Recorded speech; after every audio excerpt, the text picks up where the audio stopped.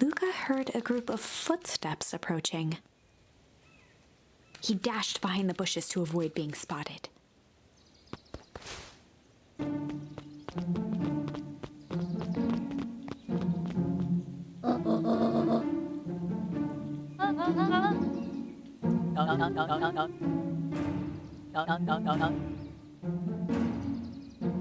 Mr. Tolliver paused, shifting his eyes to one side.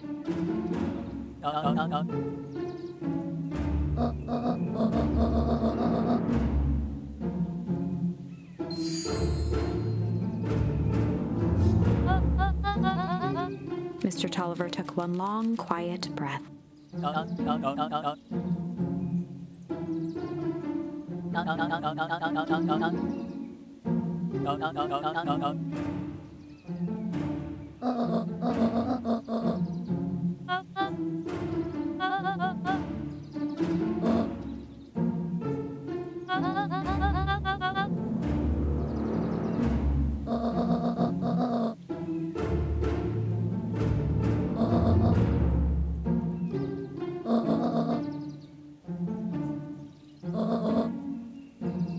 The three shared a determined look.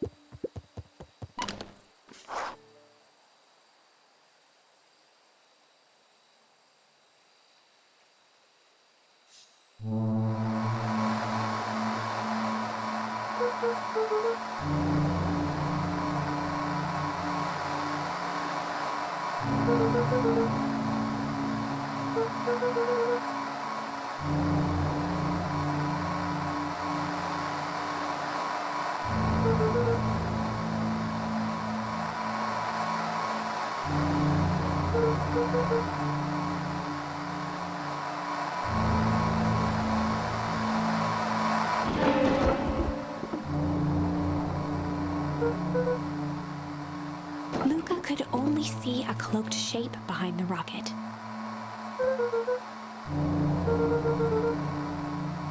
He strained to hear as a muffled voice began.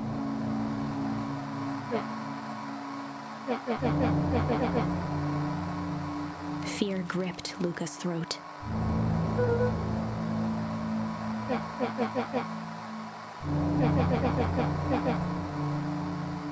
Luca stared at the ground for a moment, trying to place the dampened voice. The figure shifted slowly from behind the rocket, revealing itself to Luca.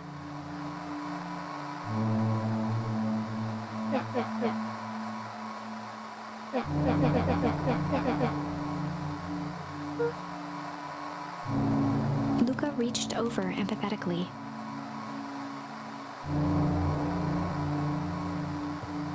Iggy's tone jolted to dejected anger.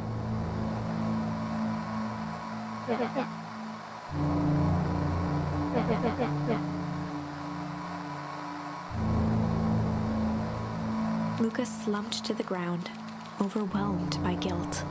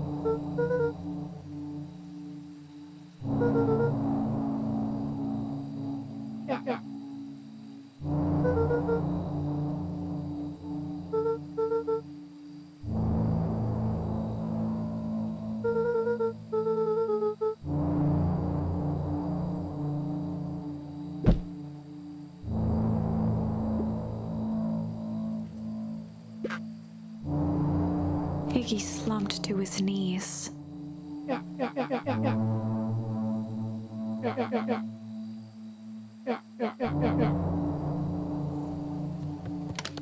Luca grabbed the walkie-talkie and headed for the window.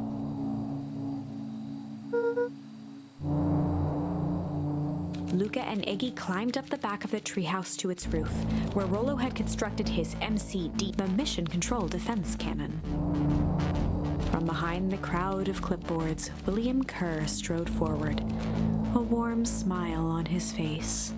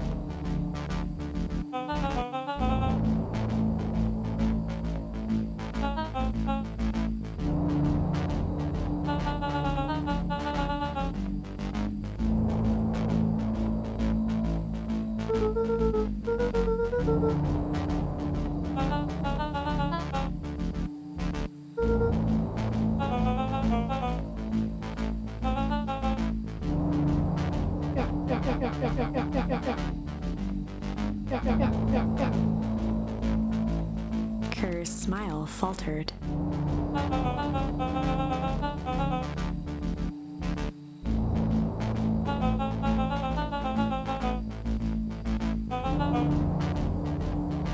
Luca's grip tightened on the MCDC.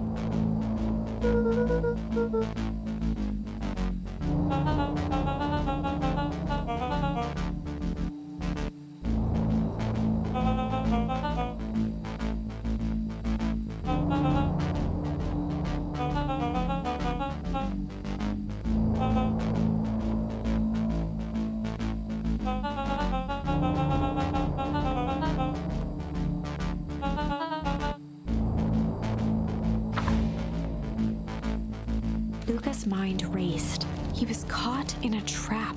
What do you do when there's no hope? He wiped his cheeks with a sleeve.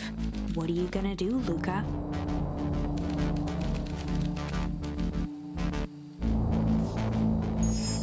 Luca drew himself up and decided to take the only option they had left.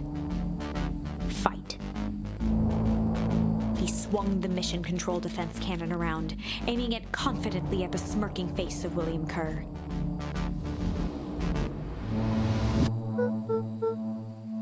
Luca summoned his most insolent demeanor.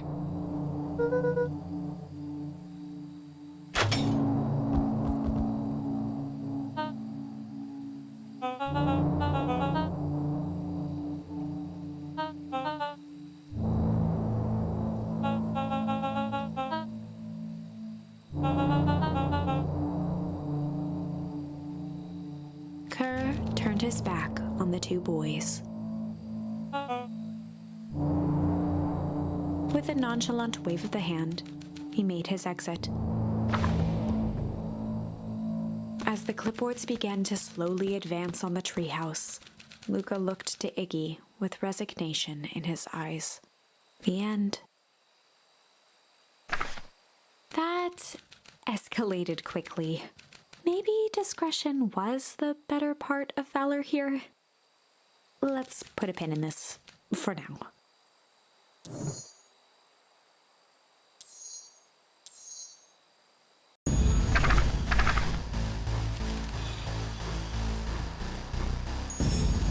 This is a story about struggle. Luca could hear a machine humming somewhere nearby.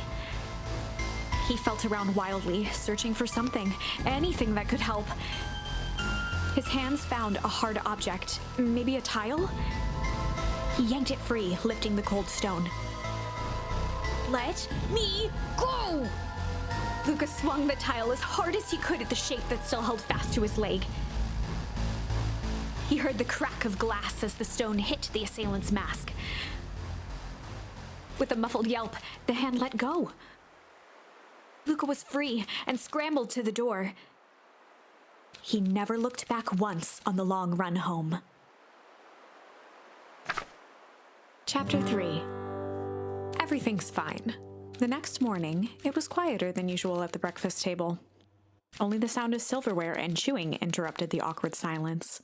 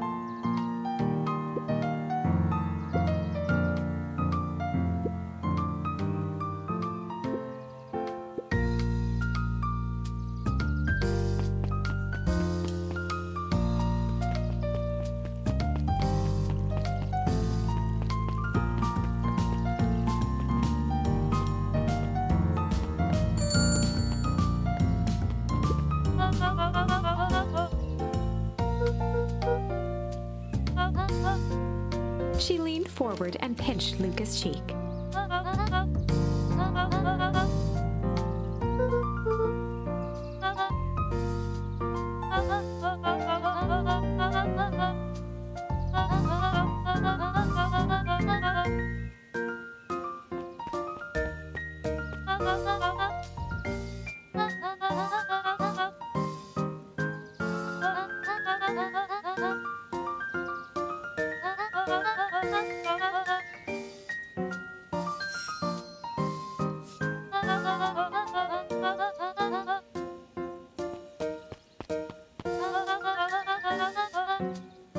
Luca shifted the basket uncomfortably.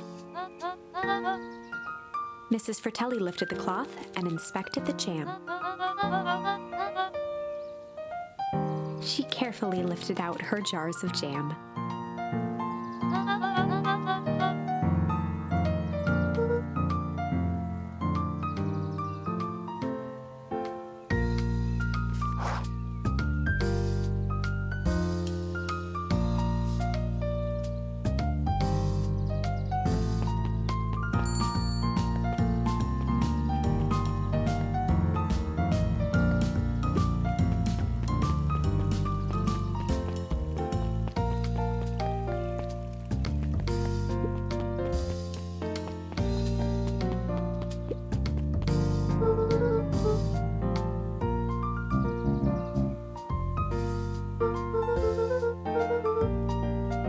Mr. Nuncreed eyed Luca for a moment, then nodded in agreement.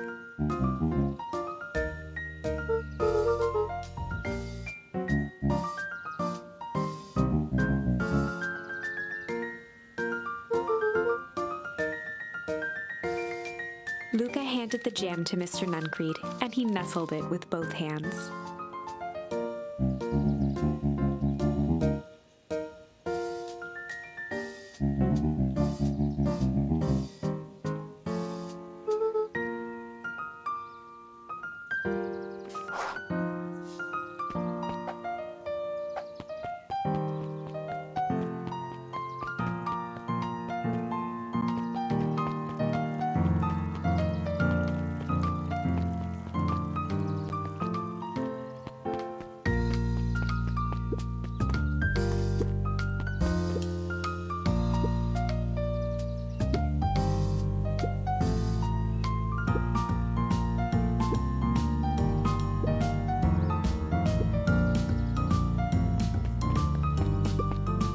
At his counter, Hiram Tolliver was meticulously shining apples. More accurately, Hiram Tolliver was meticulously shining one apple. With a yelp, Mr. Tolliver fumbled the apple, flailing at the air as it fell.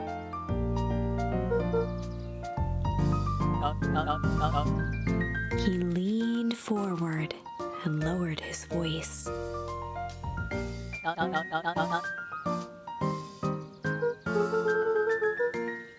He leaned in a bit further.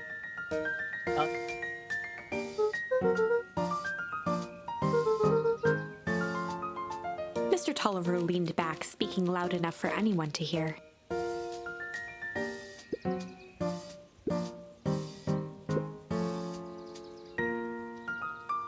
He reached forward and snapped up the jars of jam, giving Luca a little wink.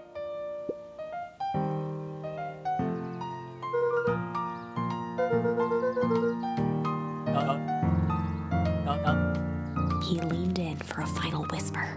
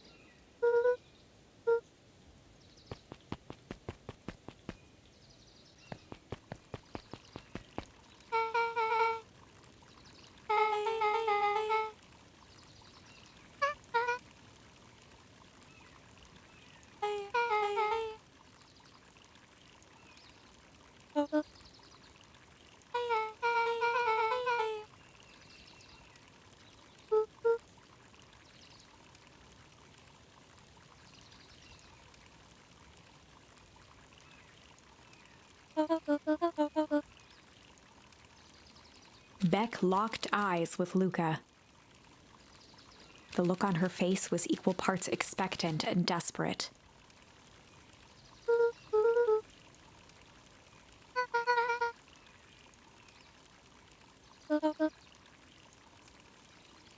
Beck gave Luca a quick nudge.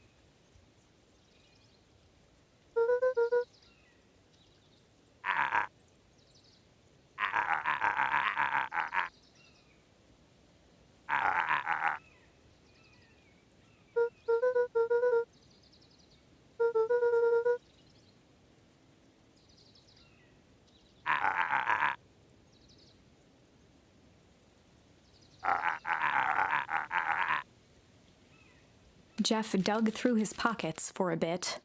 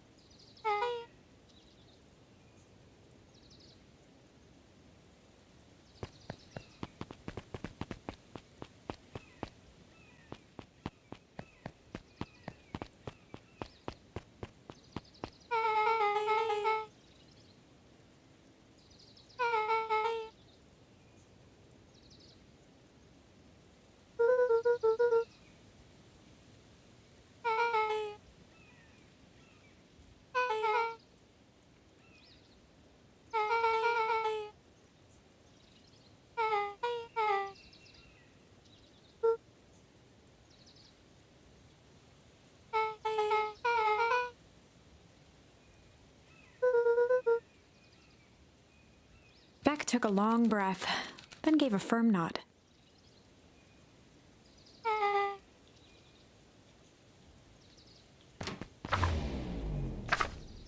Chapter 4.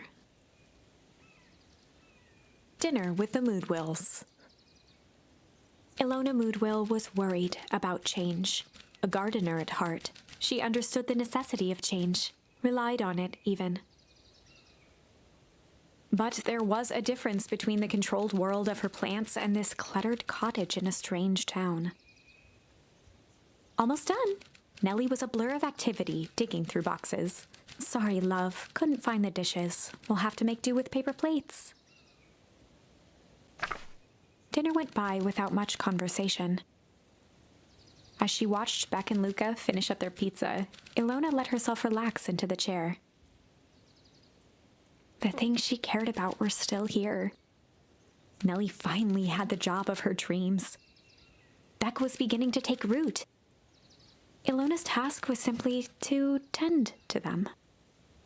She could do that.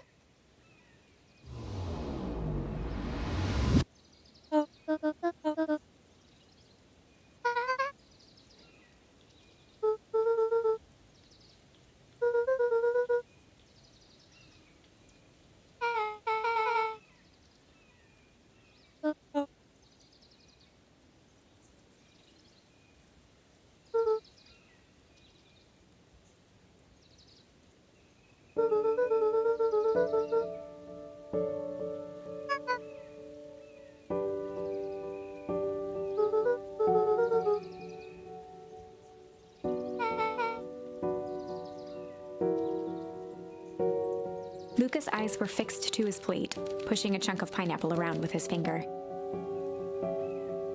Nellie was the one who eventually broke the silence.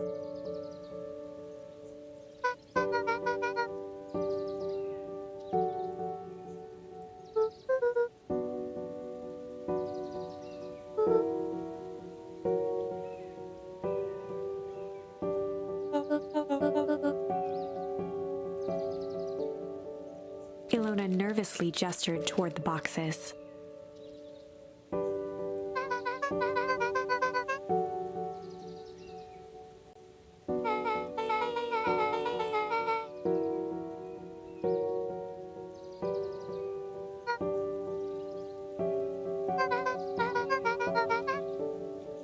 Luca wiped his face with his sleeve.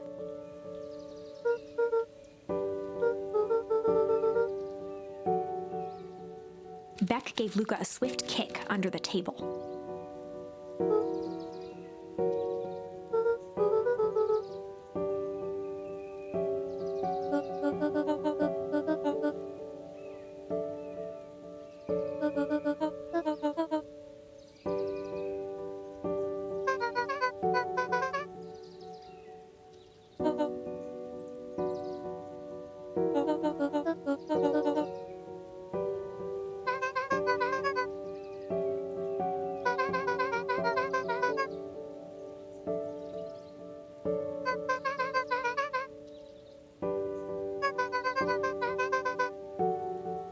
Luca glanced over to Beck.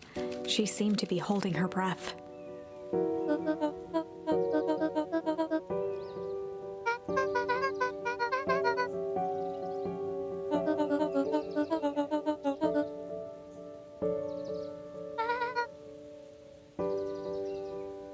Beck slammed her fist into the table.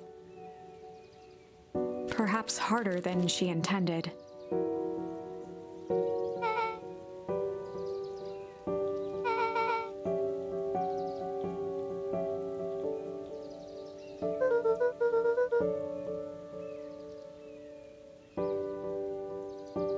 Luca glanced outside to gauge the time. The sky was darker than he expected, filled with ominous clouds.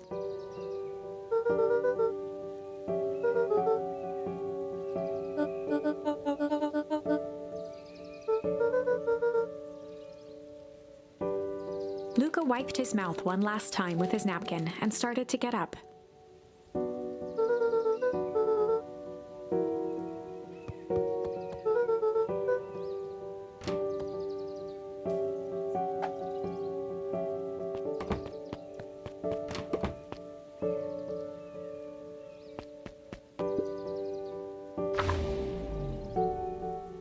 Surprised, Luca turned around. He knew Rollo could be prickly around new people. But Beck seemed cool. Rollo would warm up to her eventually. Probably.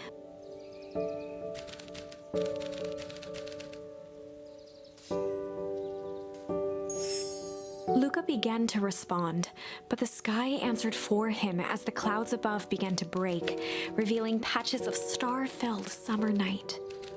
Moonlight filtered down, shimmering in the treetops.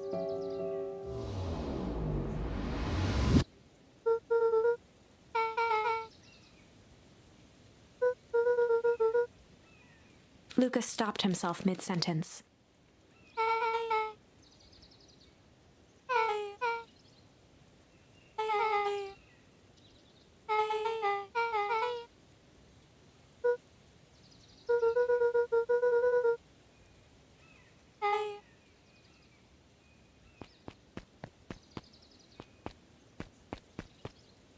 Luca saw Beck skulking.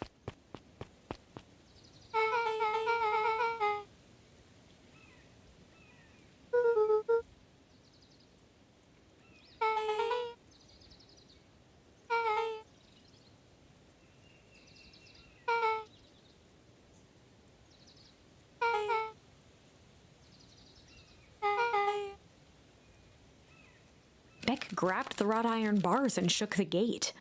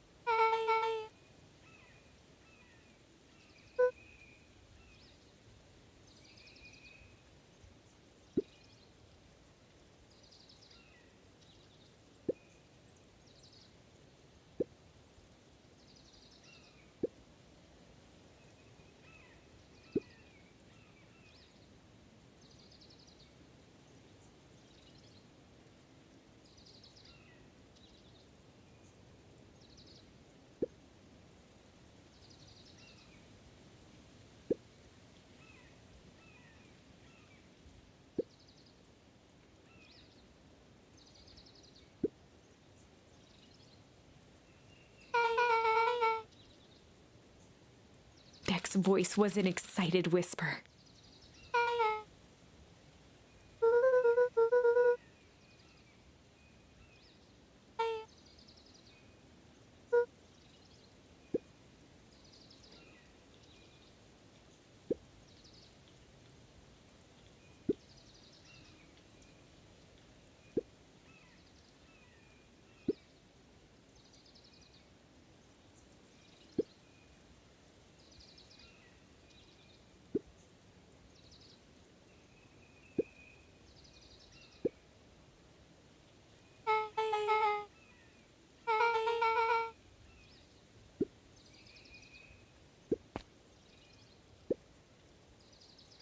The mysterious figure retracted their mask, hair pushing out from all corners.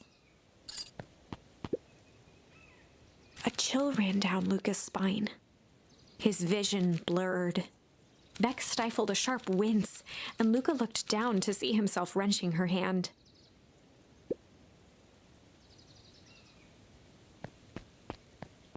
Gran tousled her hair back under the face mask.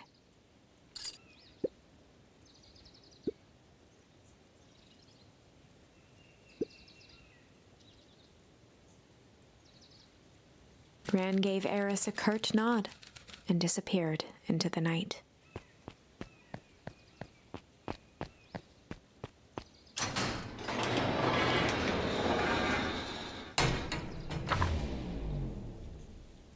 Chapter 5. What big ears you have! Lucas sat shivering in the bushes, staring at his feet. After checking to make sure the coast was clear, Beck gave him a gentle tug on his sweater.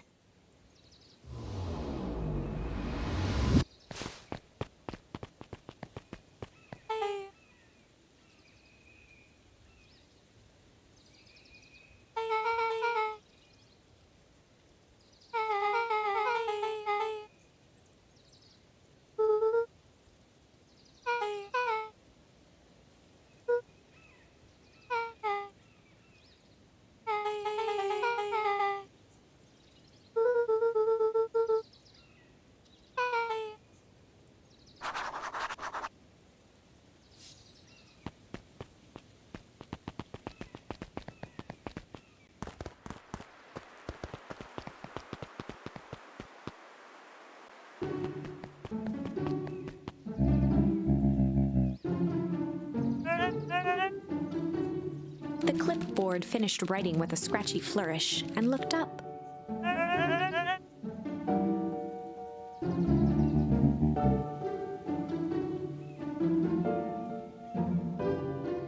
Mr. Nuncreed, arms crossed over his paunch, gave an exhausted sigh.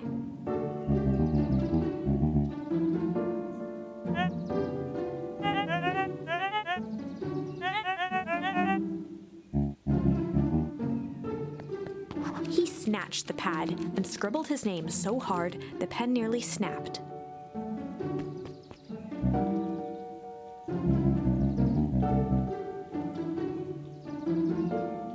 The clipboards looked at each other for a moment, almost pondering the possibility, then broke into laughter as they walked away.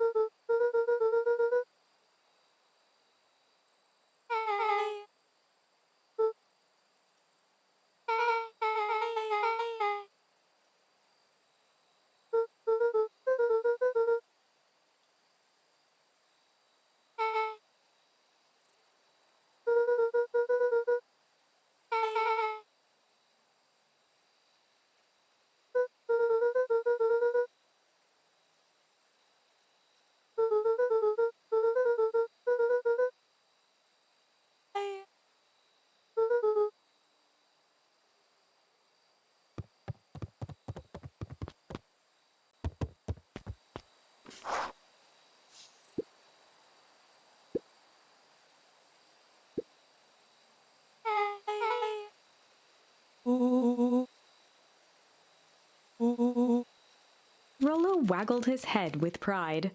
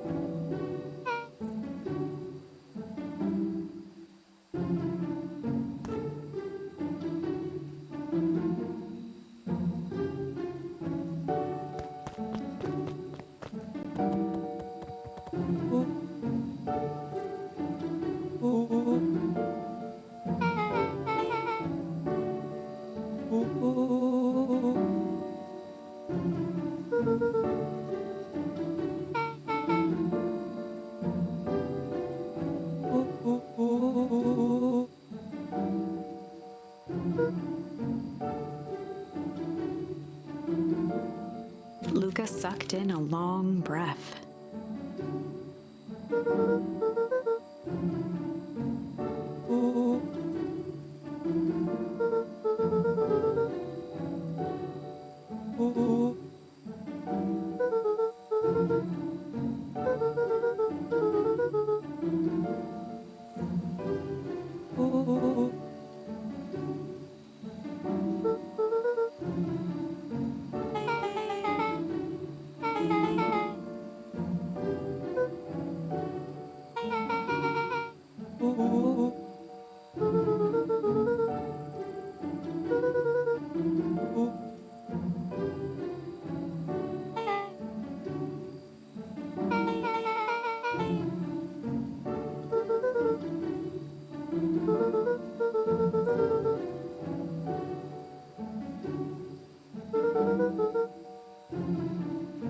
Rollo let out a low whistle.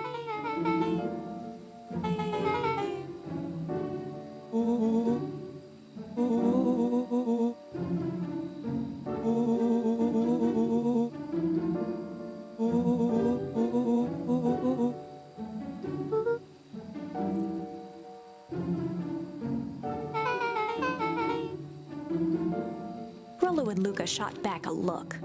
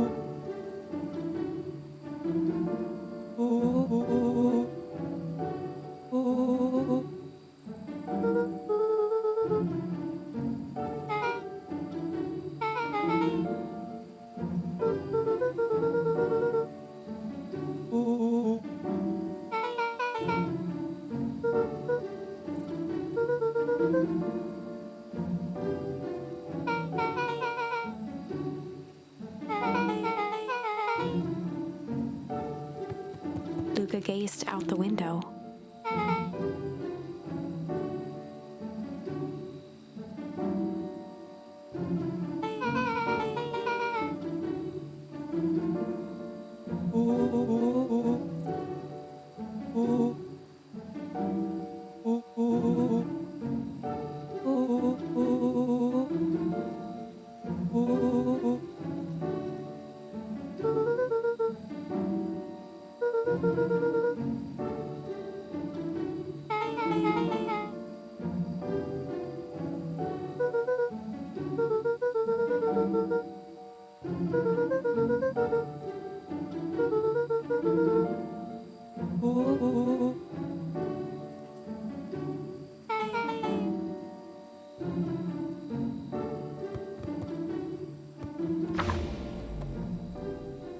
Chapter 6.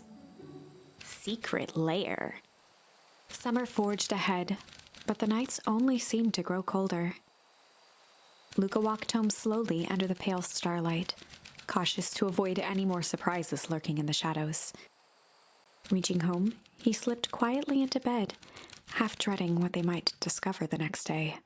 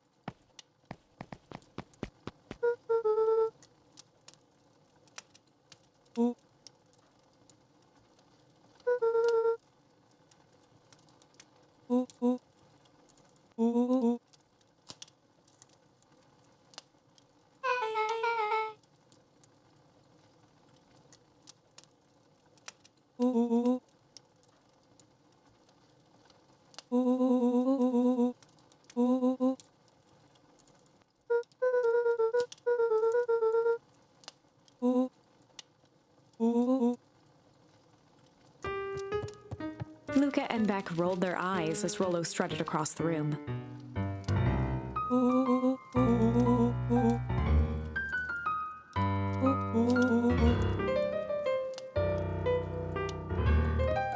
Rollo flung open the cabinet with confidence. He coughed as a veil of dust hit his face.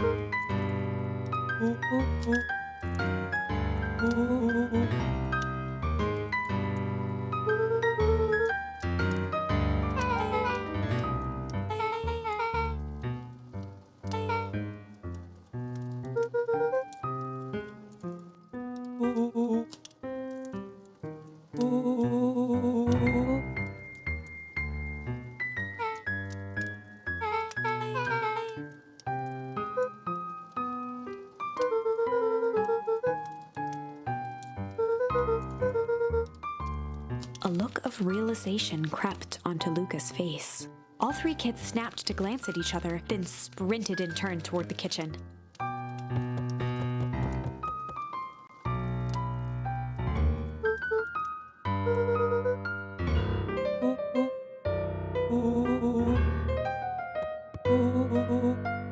Before he could finish, Luca scrambled up Rollo's back.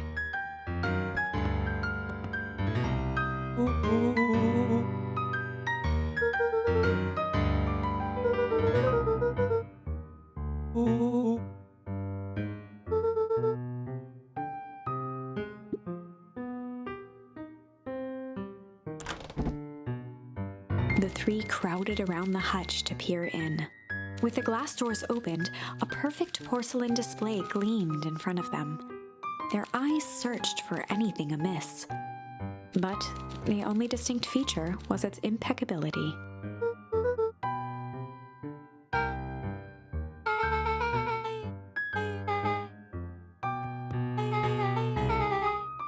As Beck pulled on one of the teacups, it slanted forward with a hollow click. The entire hutch began to rustle and slide under its own power.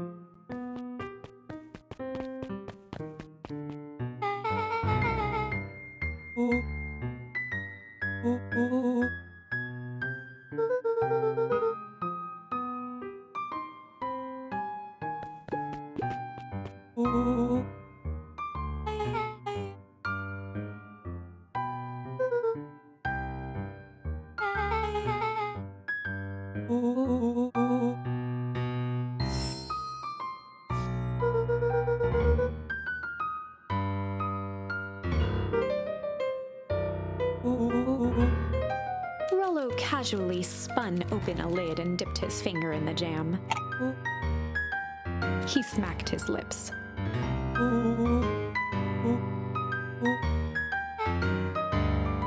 Rollo plunged his hand in the jar, fishing out a soggy slip of paper. Rollo offered the slimy note to Luca and licked his fingers clean.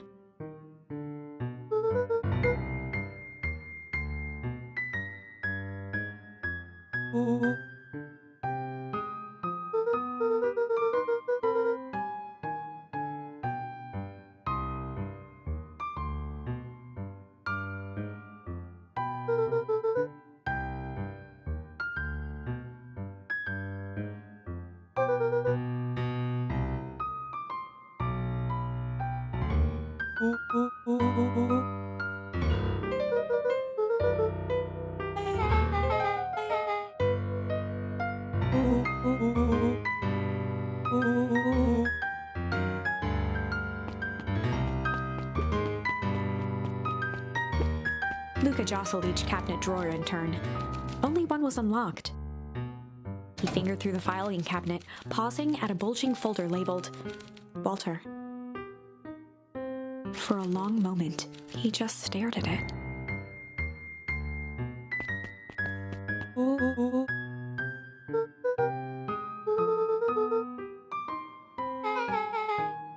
Luca nodded and caressed the label with his thumb.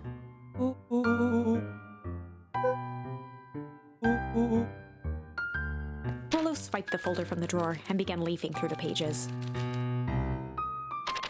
He whistled to himself, barely looking at the text.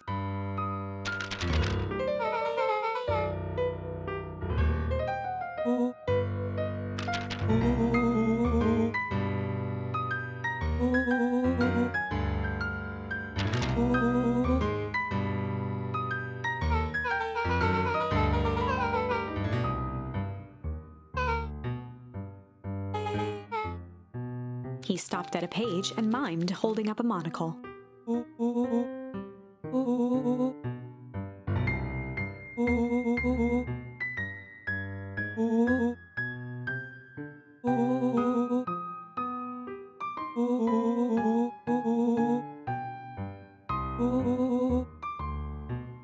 Rollo looked up with heightened surprise.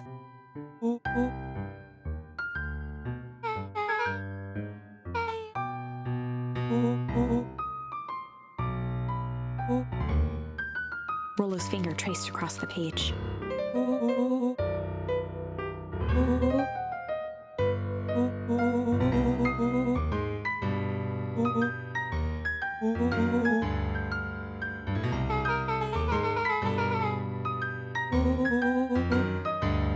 Rollo scanned through several more pages.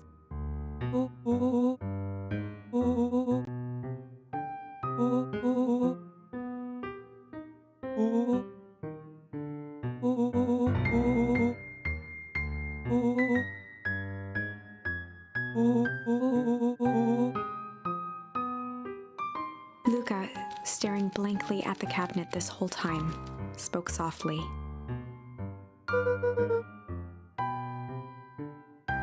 Rollo rustled the folder, trying to loose more pages.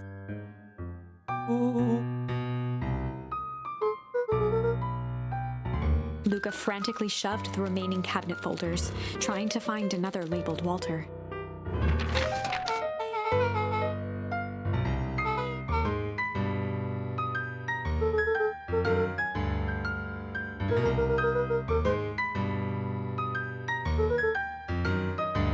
Luca slammed the drawer shut.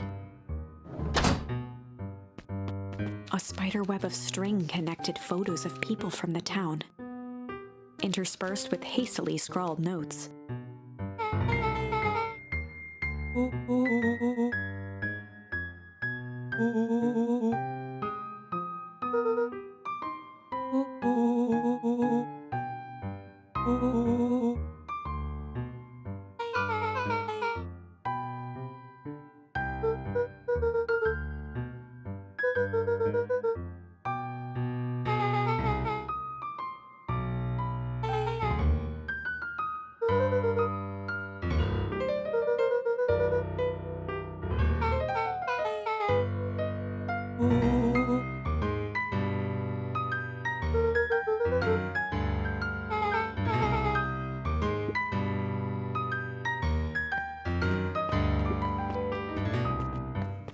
They crowded around a worn-down old map of Beacon Pines.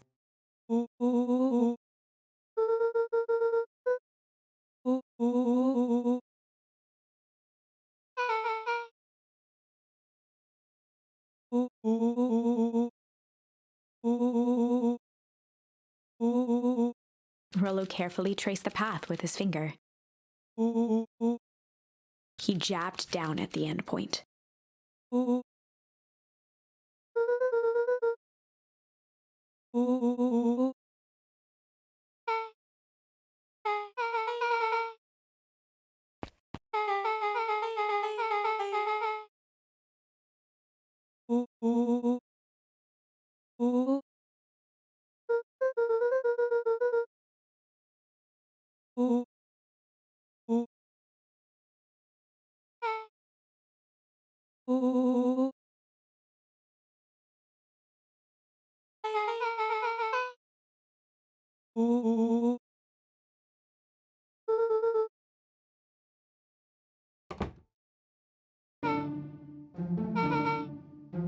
Luca looked up from the map.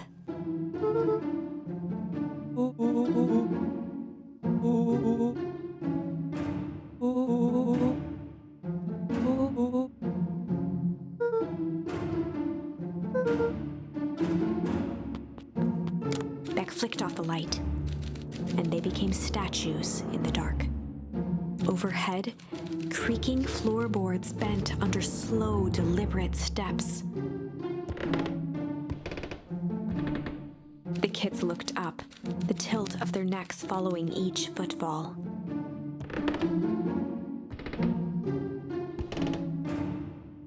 Then suddenly, it stopped. Without realizing, they'd been holding their breath. All three exhaled shakily and glanced at each other. A muffled male voice broke the silence. Oh. A final few footsteps reached the entrance above them, and the voice now echoed down the stairs. Oh. The three kids shuffled to the corners without a peep. As he began to descend the stairs, the man's voice punctuated every new step. Thump. Oh. Thump. Oh. Thump. Oh. Thump.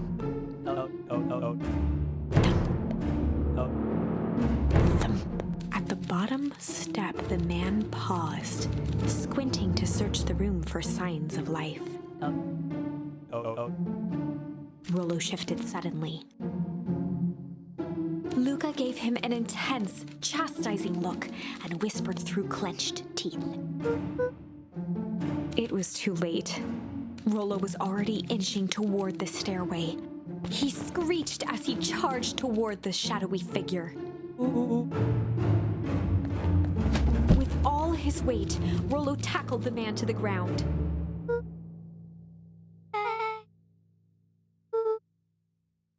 from the dark corner, they saw something move.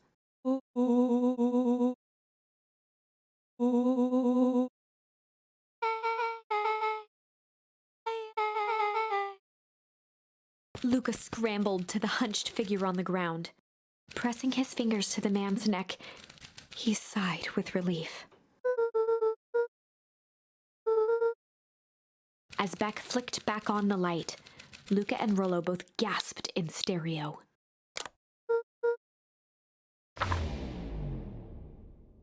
Chapter 7. The Interrogation of Hiram Tolliver. Still unconscious, Mr. Tolliver slumped heavily in a shoddy old chair. His hands were bound with rope, his feet tied with some loose string. The kids huddled in a circle, discussing their plan. One thing was certain, they couldn't just let Mr. Tolliver go. They needed to know what he was doing in Luca's house. After some deliberation, it was decided.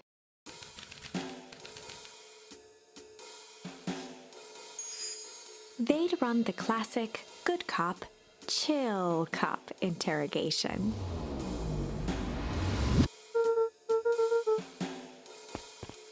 Luca walked calmly to the light switch, flicking it off and on a few times. Mr. Tolliver shook his head, gathering his wits. He looked over to find Luca, who returned a calming grin.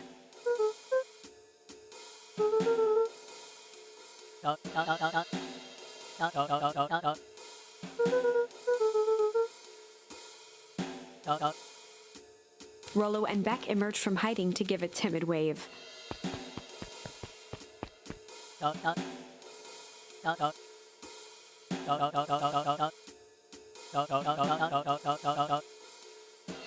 Luca glanced over to Rollo and Beck, who replied with skeptical looks.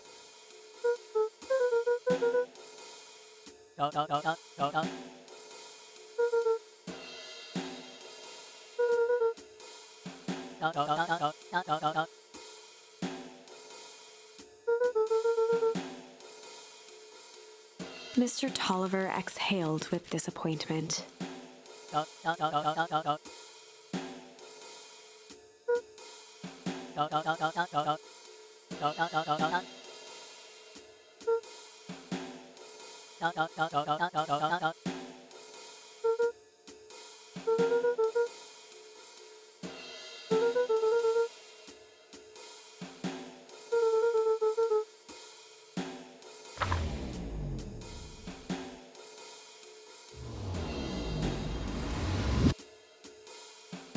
Luca gestured to the corner.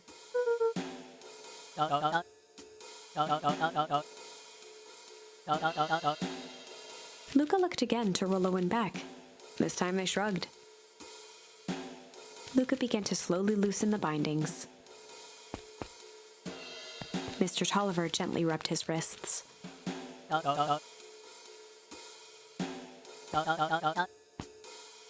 He edged imperceptibly toward the stairs as he spoke.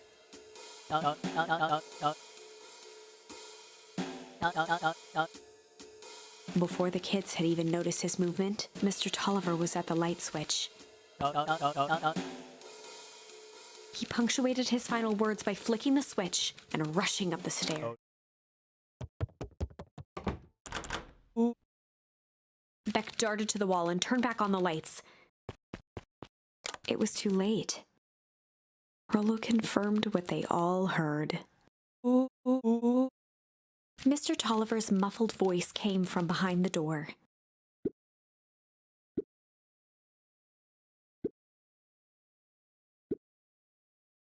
They looked bewildered at each other.